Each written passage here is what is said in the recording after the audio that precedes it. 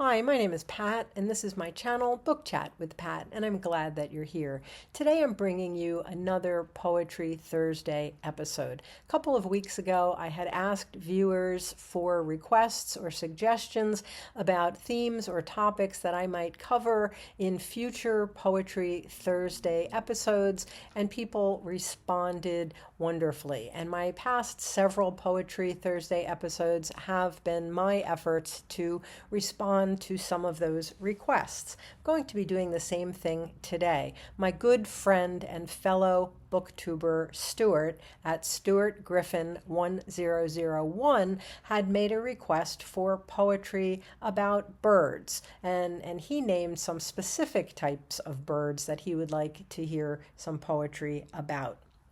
Well, there is an abundance of poetry written about birds, and this has been going on for centuries. Often, a bird or bird song becomes a metaphor for the poetic process, and the ease of expression in bird song is often envied by the poet. The Romantic poets Wordsworth, Keats, and Shelley were all famous for writing odes to various kinds of birds. I'm not going to be reading any of the Romantic poets in this particular episode. Some of their bird poems, Ode to a Nightingale and To a Skylark, are rather long, but I'm going to read a wide array of a little bit more modern and some contemporary poetry about different kinds of birds. The bird is often a symbol of the poetic process, sometimes a symbol of freedom, of transcendence. Some birds are associated with the spirit, some with qualities such as grace or beauty or wisdom. So I'm going to try to present a wide variety of birds in a small group of poems, most written in, I think, the ones that I've chosen in the 20th century and the 21st century. So I'm going to start with a poem entitled A Winter Blue Jay, and this is by Sara Teasdale. Crisply, the bright snow whispered, crunching beneath our feet. Behind us, as we walked along the parkway, our shadows danced, fantastic shapes in vivid blue. Across the lake, the skaters flew to and fro, with sharp turns weaving a frail, invisible net. In ecstasy, the earth drank the silver sunlight. In ecstasy, the skaters drank the wine of speed. In ecstasy, we laughed, drinking the wine of love. Had not the music of our joy sounded its highest note? But no, for suddenly, with lifted eyes, you said, "Oh, look!" There, on the black bough of a snow-flecked maple, fearless and gay as our love, a blue jay cocked his crest. Oh, who can tell the range of joy or set the bounds of beauty?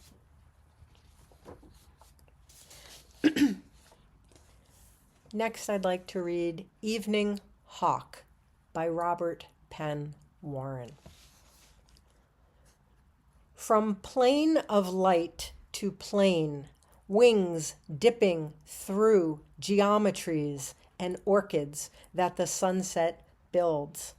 Out of the peak's black angularity of shadow, riding the last tumultuous avalanche of light above pines and the guttural gorge, the hawk comes. His wing scythes down another day. His motion is that of the honed steel edge we hear, the crashless fall of stalks of time. The head of each stalk is heavy with the gold of our error. Look, look, he is climbing the last light. Who knows neither time nor error, and under whose eye unforgiving the world unforgiven swings into shadow. Long now the last thrush is still. The last bat now cruises in his sharp hieroglyphics. His wisdom is ancient too, and immense. The star is steady, like Plato over the mountain.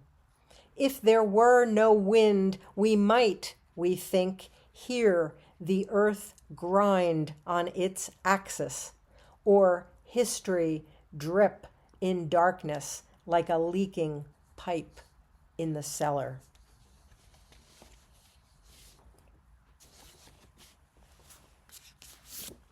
Next, I'd like to read a poem by W.S. Merwin from his book Migration. And this is entitled The Summer.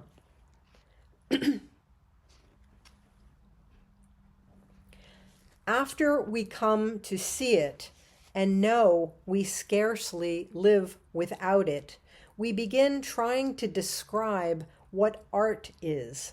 And it seems to be something we believe is human, whatever that is, something that says what we are.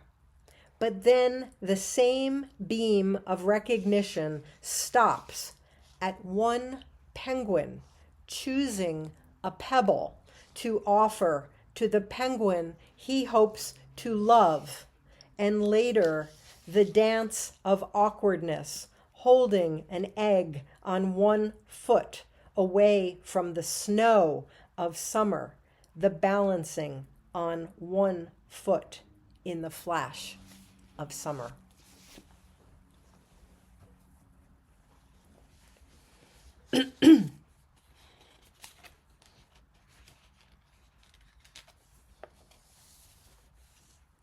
Next, I'd like to read a poem entitled Eating Alone, and this is by Lee Young Lee.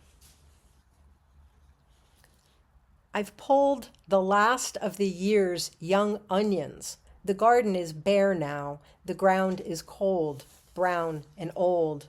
What is left of the day flames in the maples at the corner of my eye. I turn. A cardinal vanishes. By the cellar door, I wash the onions, then drink from the icy metal spigot. Once, years back, I walked beside my father among the windfall pears. I can't recall our words. We may have strolled in silence, but I still see him bend that way, left hand braced on knee, creaky to lift and hold to my eye a rotten pear.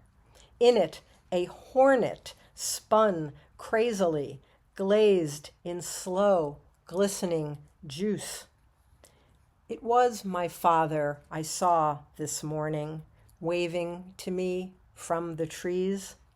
I almost called to him until I came close enough to see the shovel leaning where I had left it in the flickering, deep green shade.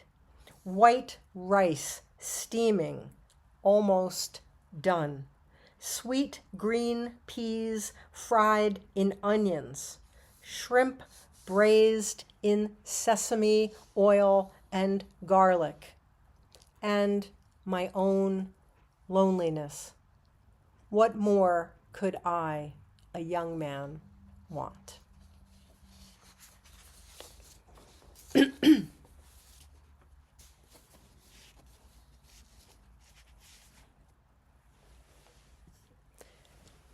Next, The Heron by Linda Hogan. I am always watching the single heron at its place alone at water, its open eye, one leg lifted or waiting without seeming to move. It is a mystery seen but never touched until this morning when I lift it from its side where it lays breathing. I know the beak that could attack, that unwavering golden eye seeing me, my own saying, I am harmless. But if I had that eye, nothing would be safe. The claws hold tight my hand, its dun brown feathers, and the gray so perfectly laid down. The bird is more beautiful than my hand, skin more graceful than my foot, my own dark eye so much more vulnerable, the heart beating quickly, its own language speaking. You could kill me or help me. I know you, and I have no choice but to give myself up. And in whatever supremacy of this moment, hold your human hand with my bent claws.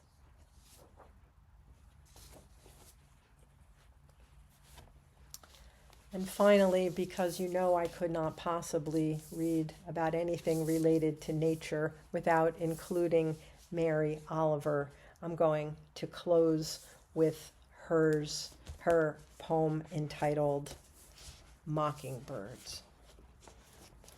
I don't think I've ever read this one. Mockingbirds by Mary Oliver. This morning, 2 mockingbirds in the green field were spinning and tossing the white ribbons of their songs into the air. I had nothing better to do than listen. I mean this seriously. In Greece, a long time ago, an old couple opened their door to 2 strangers who were, it soon appeared, not men at all, but gods. It is my favorite story, how the old couple had almost nothing to give, but their willingness to be attentive. And for this alone, the gods loved them and blessed them.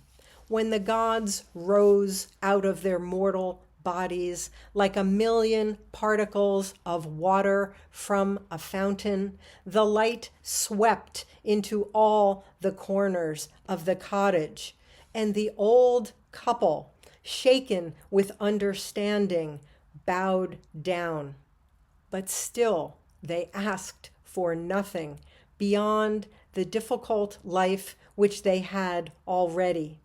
And the gods smiled as they vanished, clapping their great wings. Wherever it was I was supposed to be this morning, whatever it was I said I would be doing, I was standing at the edge of the field. I was hurrying through my own soul, opening its dark doors.